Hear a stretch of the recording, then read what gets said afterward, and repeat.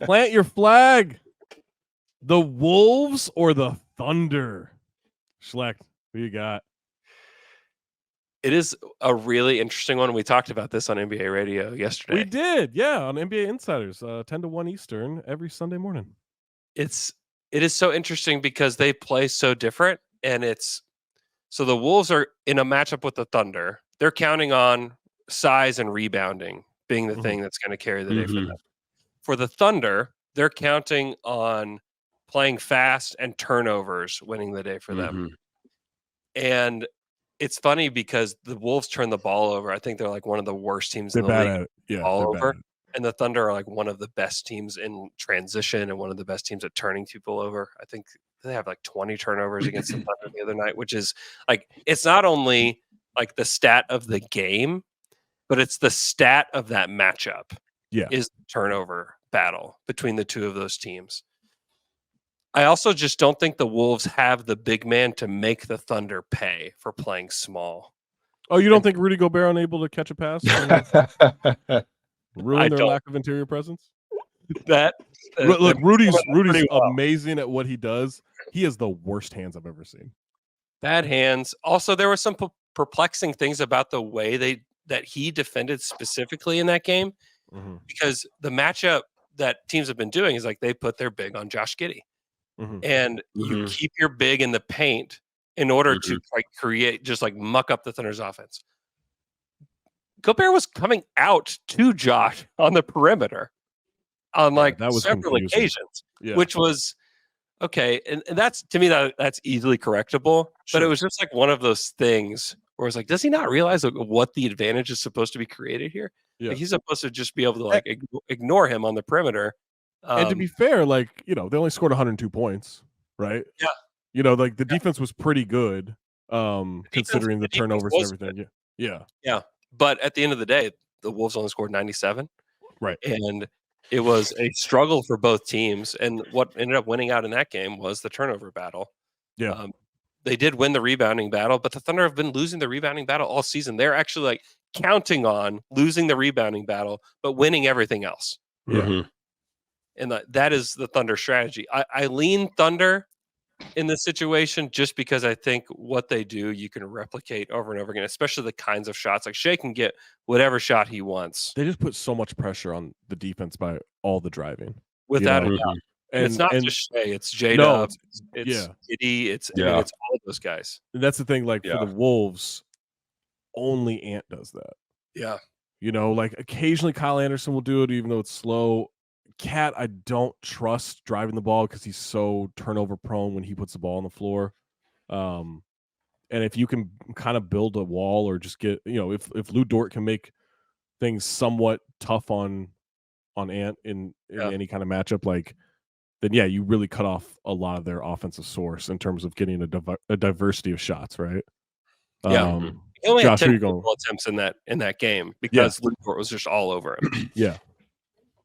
Well, I think when you look at the Thunder, I'm going Thunder, and I think when you look at them, it's because not only can they're a great 3-point shooting team, but that's what makes them a great driving team, right? You have to be both, right? You can't be a bad 3-point shooting team and a good driving team, or else teams are just going to not close out to you, and you're not going to get your drives, right?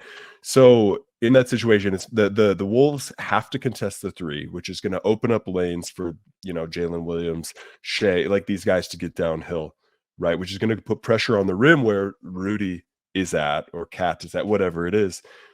But they're also a good passing team, right? And so they drive. They have like the rim. 3 or 4 elite passers off drives. Kicked again, puts the defense on a string. More closeouts, right? Do you trust Cat and Rudy to handle multiple closeout drives throughout a game? Well, because I've thought about this a lot with their defense and how it could apply to the playoffs. And the easy thing to do is just compare it to Utah, right? Of like, well, Gobert had these issues in Utah and it was this, and that, right?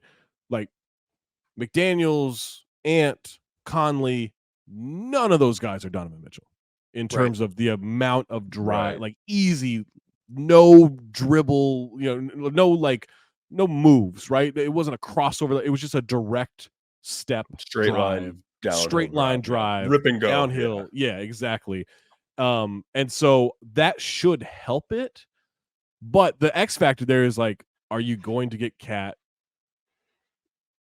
playing conservative defense? Because I think his issue is he goes for like highlight plays on defense all the time, right? He goes for the big block when you don't need to do it. Like he puts people out of position, his teammates out of position on the boards and stuff like that by doing that stuff. He goes for a steal when he doesn't need to, and now you have a sloppy closeout and a direct drive, right?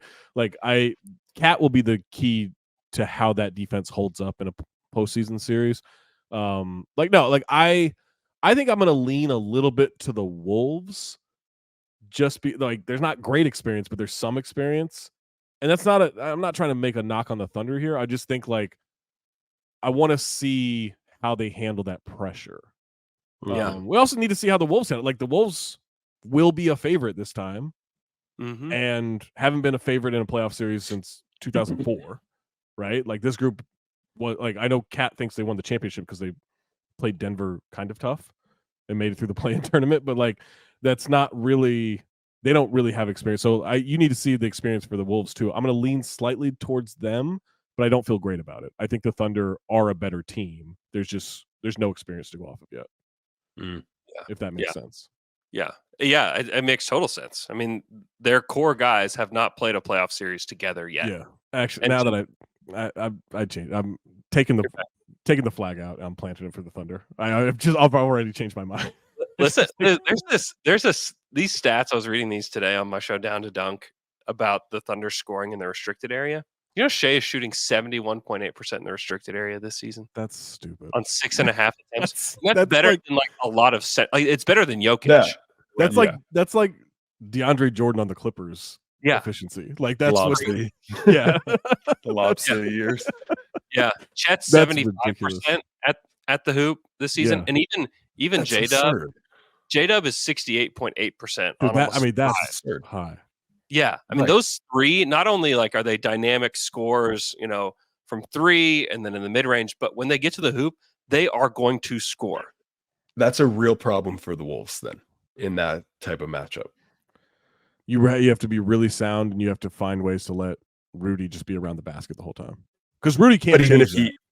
He can't, sure, but if there's three players that are 68% and above inside the restricted area, that's tough. That's a lot of threats. It's tough if it's one. Right? It's tough if it's one. That's a lot. That's a lot to handle. Yeah. And can Rudy keep up with the speed of the Thunder throughout an entire playoff series? No, that's why I changed the planting of the flag. I know. Yeah. Zero Yeah. I can't. Zero integrity.